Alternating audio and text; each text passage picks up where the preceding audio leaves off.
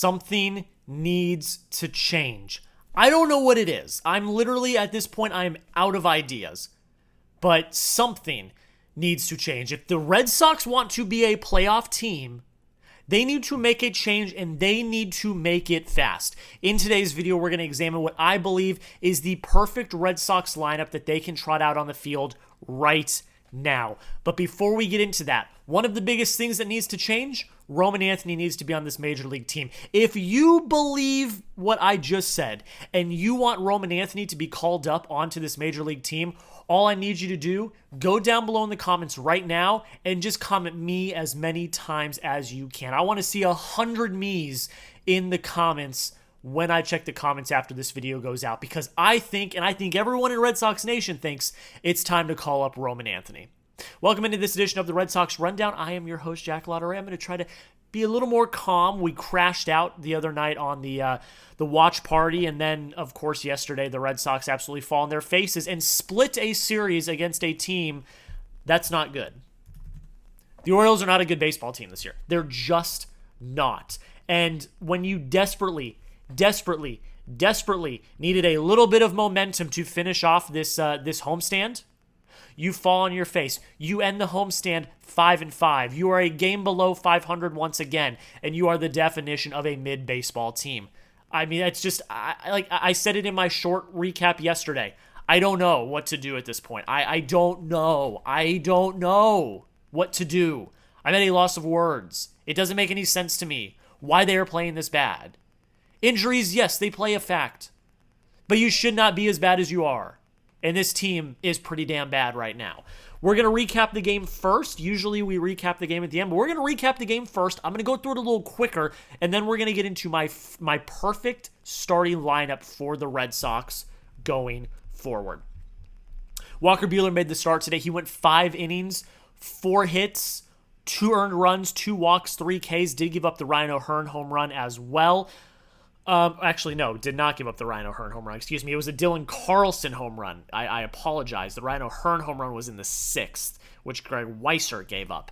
5. I know 5's like the baseline. You needed more out of Buehler today. Cora said after the game that the bullpen was in a good spot, which I tend to agree with. I think the bullpen was okay today, but you need more out of Buehler. You need 6, I think, and his pitch count went up quick. You got pulled after 85 pitches. You probably could have stretched him another inning, but, he's coming off the injury and stuff. You don't want to push him too far. Fine. 2 runs. I'm not going to be mad about it. Only 4 hits, 2 walks. I'm honestly not going to be mad about it.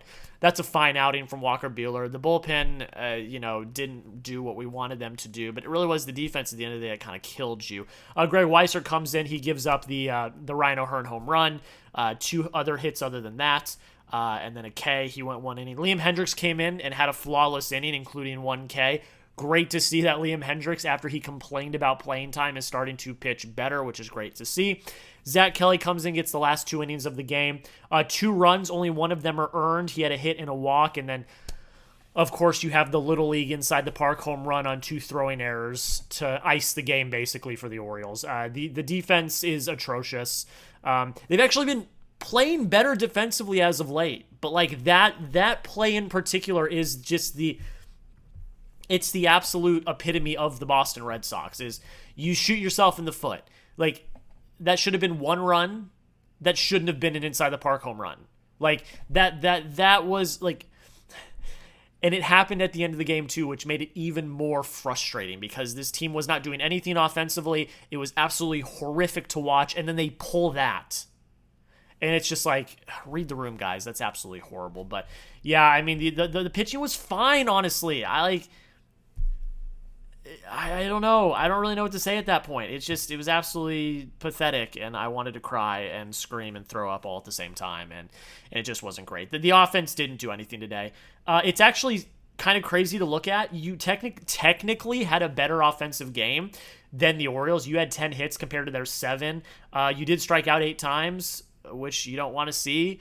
But I mean, at the end of the day, the Orioles just they executed when they needed to, and hit the ball in the gap and had a few home runs. And honestly, Yeah, you should have won this ball game, I think. At the end of the day, the Red Sox are just continuing to not be able to hit with runners in scoring position.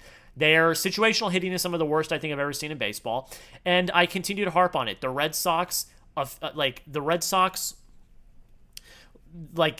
the fact that they have to overly rely on the home run ball is going to tank this baseball team. It's going to. The lack of situational hitting on this team is going to lose them ball games like it did today. It's going to lose them series, and they're going to miss the playoffs if they cannot figure out the situational hitting on this team. Relying on the home run is only going to get you so far. It's going to make you a 500 team. So I don't know what needs to change there. Does Pete Fatsi need to go? I don't know. I mean, I'm not calling for any coaches' heads today. You just didn't hit the ball. And, you didn't hit it when you needed to. So, I don't know. I don't know. The Red Sox lose. They split the series. That's absolutely pathetic. Malpractice couldn't happen. The Orioles are the worst team in the American League right now. And that's saying something because the White Sox are also in the American League, who you also lost, split against. I don't know. You let me know in the comments. Confidence level in the Red Sox right now. Scale of 1 to 10. I'm at a 3. I'm at a 3. I'm not confident in this team at all. They were down 2-0 and I thought this game was over. The confidence in this team is at an all-time low. But you let me know in the comments. Scale of 1 to 10. 1 being this team is the worst team in baseball, which isn't true. 10 being they're going to win the World Series. I'm at a 3. But you let me know down below in the comments. We're about to get into my perfect lineup. I'm going to go player by player. I've got them in the order of how I would also approach the lineup. But, if you love the Red Sox, through the good and the bad, we're going to make videos. So make sure you hit that subscribe button. We are, I think, 75 subs away at the time of recording this from 2,000 subscribers. That is the next milestone benchmark that my bosses have told me we need to hit. If we hit 2,000 subscribers, we're going to be cooking with some gas. We might have opportunities to do more watch parties like we did the other night and have even more content posted on the channel. So if you love the Red Sox as much as I do, and if you're here through the good and the bad like we are, hit that subscribe button. Help me out. It really does help. Let's get into my perfect lineup. I have composed, and I'm going to take a little bit, I'm going to give Steve Peralta a little bit of credit. I took a lot of inspiration from his lineup. I did tweak a few things, but Steve Peralta had his perfect lineup that he tweeted from the Section 10 podcast. I took that, kind of went in stride. Ours look very similar, but I did make a few adjustments. But let's just start. I think this is the lineup I would make if I was Alex Cora in the front office to keep you afloat until Alex Bregman gets back, because it's just Alex Bregman not in this lineup. It's bad. The lineup's bad. They've got no pop. They've got no juice. They have nothing. And if this lineup's not going to go, they're not going to win games. If they don't win games, they're not going to win series. If they don't win series, they're not making the playoffs. And right now, I do not think they're a playoff team with the lineup that they are trotting out. They are trotting out a Little League lineup like they did last year.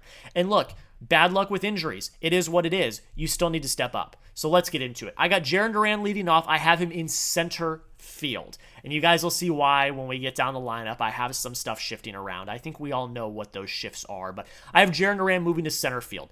He played Gold Glove level center field last year. I think he can still do that this year. He's proven that he knows how to do that. And he is like the juice in your lineup. He had 4 hits yesterday. He was the juice in the lineup. And he is the spark that they still need at the top of the lineup. I know people were talking about get him out of the leadoff spot. Well, who are you going to put there? Jarren Duran is the spark plug of this offense. If he goes, this offense goes, except for yesterday. And putting him in center field, I think that he's going to be absolutely fine out in center. Very self-explanatory in the 2 holes. Rafael Devers at DH. He's been the hottest hitter in all of baseball, in my opinion. Not much to really say there. I think that Rafi in the 2 hole, he needs to stay there and keep him at DH. I don't care at this point. Just keep him at DH. I got Buehler Abreu in the 3 hole in right field. Gold Glove level defense in right field. We already know this. And he's been one of the hottest hitters on this team. He has cooled off a little bit as of late, but I still trust him in that 3 hole to move runners and get some knocks. So I'm going to keep him in the 3 hole. I'm going to keep him in right field. I've got Carlos Narvaez in the cleanup. He's been the best hitter on your team as of late, other than Rafael Devers. And he has consistently been clutch in moving runners over and having clutch hits. This is not a fluke. He's been doing this for about a month now. He has been so good at the plate. He is by far your starting catcher. It's not even a contest anymore. And with who you have in your lineup, he is like your 4th best option. So I've got him in the cleanup hole. He's done well in the cleanup hole, and he is your starting catcher. It's not even a contest. Here we go, folks. This is where it gets spicy. Roman Anthony, I have in the 5 hole in left field. That is why you've got Jarren Duran moving to center.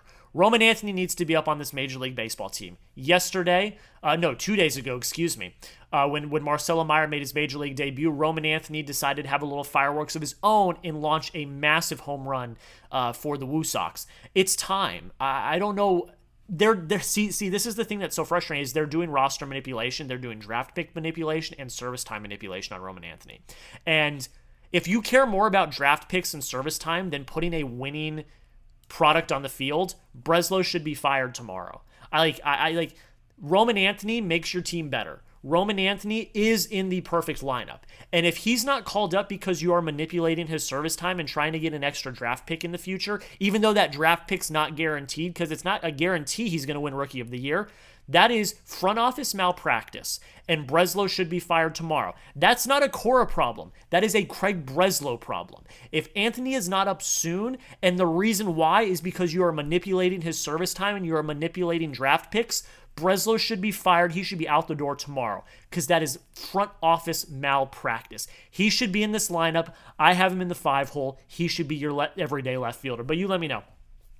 Should the Red Sox call up Roman Anthony? I'm going to ask you that question. I expect every single person that is in this chat to type a Y for yes. Y for yes, N for no. Should the Red Sox call up Roman Anthony? They should have done it a week ago. They should have done it a month ago. He should be on this roster. And again, if it's because you're manipulating service time, Breslow should be out the door tomorrow. In the 6 hole, I have Marcelo Meyer at third base. So far, he's played very well at the third base spot. He's made really great defensive plays. Did have the second throwing error in that Little League home run yesterday. But again, he's just a kid. It's his second Major League start. He was really good at the plate. He went 2 for 4. He had his first extra base hit. He looked good at the plate. He's starting to come around. Marcelo Meyer is going to be a mainstay on this roster. When Alex Bregman comes back, I wouldn't be surprised if Trevor Story gets phased out. If Marcelo Meyer hits better and he starts to show that he's really good defensively, I wouldn't be surprised once Alex Bregman comes back, Marcelo Meyer gets pushed to short and Trevor Story's on the bench. Next, I have Kristian Campbell at second base, hitting in the 7 hole. I think he has looked incredibly solid at second base. He's made a lot of really impressive plays. He's comfortable there now. The last thing you want to do is ruin that comfort level and move him to a position that he's really never played before. He's starting to come around hitting as well. He's had a lot of really loud outs over the past few days, and he's gotten some hits as well. Kristian Campbell is starting to settle down. He's starting to get out of his slump, and he's played a really good defensive second base. I think you do not upset the apple cart. You keep him at second. And the reason why I'm okay doing that is because in the 8 hole, I've got Abraham Toro at first. This is the big deviation off of Steve's lineup. He had Campbell at first, and he had Hamilton at second. Abraham Toro has been one of your most clutch hitters over the past few weeks. He's been one of your most consistent hitters over the past few weeks. I would honestly be satisfied with Abraham Toro at first base going forward as long as you need him. Because 1, he's played a relatively good defensive first base. He's been solid. And 2, he has been a net positive offensively over Tristan Casas and over probably what you're going to get out of most backup options. If you're not going to go make a trade for a Rhys Hoskins, Abraham Toro is perfectly fine. Now, what I would say is if I want to make the real perfect lineup, I would go trade for Rhys Hoskins and make him your everyday first baseman, but I don't think that's going to happen. So right now, if I were fielding the perfect Red Sox lineup, Abraham Toro is the first baseman. He has been one of the most clutch hitters on this team in late innings. He did it again yesterday. He did it the day before with the home run in the 9th to make it a 1-run game, which I called a garbage time home run. It really was, and I was just pissed. It was a very clutch home run by him to keep the Red Sox alive. He did it again yesterday, hitting in Marcelo Meyer. I would put him at first base for the time being until he proves us differently, because he's been one of the most clutch hitters on this team in the last few weeks. Rounding it out, I've got Ceddanne Rafaela at shortstop. I think if you cement him there and you do not move him back and forth and he gets comfortable, he can play a solid defensive shortstop. And he's been a very a pretty good offensive bat at the bottom of your lineup. He hasn't been a world beater. He hasn't been anything spectacular, but he's been good enough to carry on and create a conversation where you're not moving up Roman Anthony, because he's been solid enough to keep his spot in the lineup. I think if you move him to short, he gives you the best chance at shortstop offensively as well. Trevor Story's on the bench here. Like, he's been a huge net negative on this team. Not only has his defense started to regress, but his bat has been literally the definition of non-existent. So I would move. It works perfectly. You move Jarren Duran to center, Roman Anthony's your left fielder, and you move Cedon to short. It makes perfect sense. That's my perfect lineup. I think if you trot that lineup out onto the field tomorrow, you're cooking with some gas. This lineup looks a lot scarier than the lineup they've trotted out the last few days. Tell me I'm wrong. Tell me I'm wrong. You guys let me know down below in the comments. Grade the lineup. A, B, C, D, or F. Here it is. Jarren Duran in center. Rafael Devers at the DH. Wilyer Abreu in right. Carlos Narvaez is your catcher. Roman Anthony is your left fielder. Marcelo Meyer at third. Kristian Campbell at second. Abraham Toro at first. And Cedon Rafaela at short. Grade it. A, B, C, D, or F. I think with the circumstances that you have right now, and we're not putting trades into account here. Like, again, my perfect lineup, I would go trade for Rhys Hoskins tomorrow, and I would make him your everyday first baseman. But that's just not the world that we're going to live in. That's my perfect lineup. Grade it. A, B, C, D, or F. That's where we're going to leave you guys. We're going to be back tomorrow. We're going to recap the first game of the Brewers series, along with a Paul Skeens trade idea that I think is absolutely insulting. But that's where I'm going to leave you guys. Make sure you hit that subscribe button if you've not already. Again, we are very close to our goal of 2,000 subscribers. I also hope you all have a great Memorial Day as well. And if you have served, thank you for your service. I really, I appreciate it. Like, I get to do what I get to do because of you. So thank you all so much. Hope you all have a great Memorial Day. And until next time, go Sox.